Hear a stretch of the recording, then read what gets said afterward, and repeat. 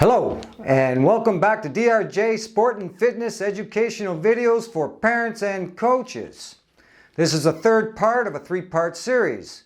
In the first part, we looked at what is the information processing, the motor learning when a child is learning a new skill, such as in sport. The second, we talked about how feedback affects anxiety, affects choices, affects success. So, in a little short review, we had talked about how positive feedback tends to decrease heart rate, decrease anxiety, and increase the probability of success.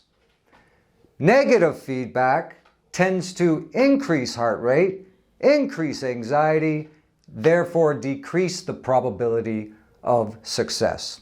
Now, how does all this tie into the child's overall self-esteem? Okay. Well, first of all, you can look at self-esteem as based on two needs. Either they're being met or they're not being met. Now, love and worth have different definitions for adults and children. For adults, love and being loved generally comes in the form of a relationship. Are you happy in your relationship? All relationships have a little up and downs to them, but overall, are you happy? Worthwhileness is generally in the form of, do you enjoy your job? Are you doing something for the community? Are you making enough money? Okay? Generally for adults, that's what worthwhileness means. Now for children, the love is knowing that they are loved by their parents and those close adults around them. Worthwhileness again comes from parents, but it also comes from other important adults, such as teachers and coaches. So a very simple equation, love plus worth equals self-esteem. So if you're not fulfilling the need for love and you're not fulfilling the need for worth, your self-esteem will not be well. If you're not fulfilling the need for love, but you're fulfilling the need for worth, you're going to be back and forth, up and down. The same, if you're happy in your love, unhappy in your worth, again, you're going to be back and forth, up and down. Now, these here, if they're not fixed, if those needs are not fulfilled, when they get into post-pubescence, teenage life, that's when you're going to start having behavioral problems. And as they get into adulthood, that's when they're going to start having social problems. So the objective is make them get their love, make them feel worthwhile,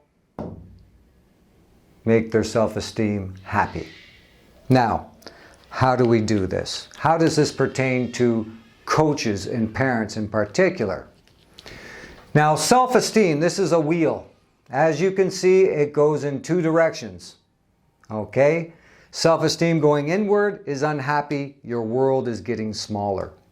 Self-esteem going outwards is happy, your world is getting bigger. Now, you have your need for love. Again, parents, this is primarily your part of the deal. Okay? Making sure they got that love. That's another wheel that's driving self-esteem. Okay? The other one is worth. Okay? Worth is the other cog that's driving this wheel. And it can go inward, it can go outward. Now, coaches, when you're coaching, you must think about this. Again, positive, decrease heart rate, decrease anxiety, increase probability of success. What we have here is called self-efficacy. Self-efficacy is your belief in being able to do something. And if you're able to have a lot of self-efficacies, it could be for sport, it could be for grades, it could be for anything. The more you have, the more worth you will have. Okay? So, you can drive that worthwhile in a positive direction, which will drive the self-esteem in a positive direction, simply by remembering positive reinforcement, a positive environment.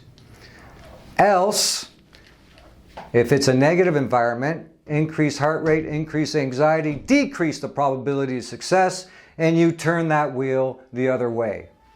So parents and coaches, you can see right here, coaches especially, this is why it's so important to make sure the young athlete is successful, because you're driving their worth and you're driving their self-esteem.